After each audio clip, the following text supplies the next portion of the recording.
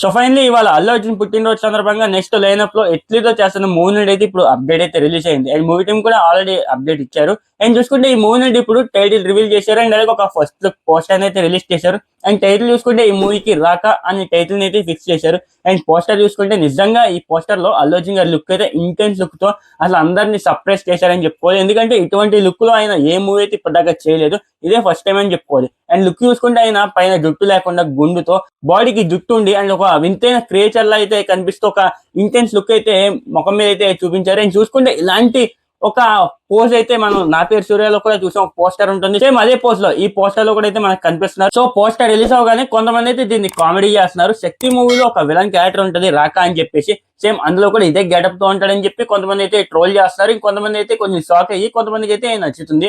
మరి మీకే అనిపించింది ఈ పోస్టర్ చూడగానే? నాకైతే బాగానే ఉంది. కానీ ఇక మూవీ మొత్తం ఈ క్యారెక్టర్ ఈ లుక్ ఎలా ఉంటుందని చెప్పి నేనైతే కొంచెం ఎక్కువ ఎక్స్పెక్ట్ చేస్తున్నా. మరి చూద్దాం మూవీ రిలీజ్ అయ్యేదాకా. ఇక ఈ పోస్టర్ రిలీజ్ అవగానే చాలా మంది అయితే ఈ మూవీ స్టోరీ మీద కాన్సెప్ట్ మీద కొన్ని థియరీస్ అయితే రాస్తారు. కొంతమంది అయితే ఈ మూవీ మొత్తం సైఫై జానర్ లో ఒక ఎపిక్ డ్రామాని అల్లుకుంటూ ఈ మూవీని తీస్తున్నారని చెప్పి కొంతమంది అయితే ఎక్స్పెక్ట్ చేస్తున్నారు.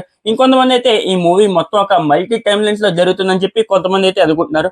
ఇంకొంతమంది అయితే ఈ మూవీ మొత్తం ఒక ప్యారలల్ యూనివర్స్ లో జరుగుతుంది. అంటే పాస్ట్ లో ఒక అల్లు అర్జున్ ఉంటాడు, ఫ్యూచర్ లో ఇంకో అల్లు అర్జున్ ఉంటాడు. మరి వీళ్ళిద్దరి మధ్య కనెక్షన్ ఏంటి అన్నదే ఈ మూవీ స్టోరీ. మనకి చూసుకుంటే ఈ మూవీ మీద కొన్ని రూమర్స్ కూడా వచ్చాయి. ఈ మూవీలో అల్లు అర్జున్ అయితే 4 క్యారెక్టర్స్ అయితే చేస్తున్నారంటే 4 రోల్స్ అయితే చేస్తున్నారని చెప్పి కొన్ని రూమర్స్ కూడా వచ్చాయి. మరి ఇందులో ఎంతవరకు నిజం ఉందో మనం అయితే ముందు ముందు చూద్దాం. అలాగా మరి కొంతమంది అయితే కొన్ని స్టోరీస్ అయితే అనుకుంటున్నారు. మరి ఈ స్టోరీస్ విన్నప్పుడు నాకైతే ఒకటి అనిపిస్తుంది. ఎందుకంటే మూవీ టీమ్ ఏం రిలీజ్ చేసిందో దాని వరకే మనం ఎక్స్పెక్టేషన్ పెట్టుకుంటే బాగుంటుంది అనిపిస్తుంది. ఎందుకంటే మనం కొంచెం ఎక్కువ ఎక్స్పెక్ట్ చేసి మూవీకి వెళ్తే అక్కడ ఏమీ లేకపోవడంతో మనం డిసప్పాయింట్ అయిపోతున్నాం. సో మూవీ టీమ్ ఏం రిలీజ్ చేస్తే దాని వరకే మనం అయితే ఎక్స్పెక్టేషన్ పెట్టుకుంటే మంచిదని చెప్పి నేనైతే అనుకుంటున్నాను.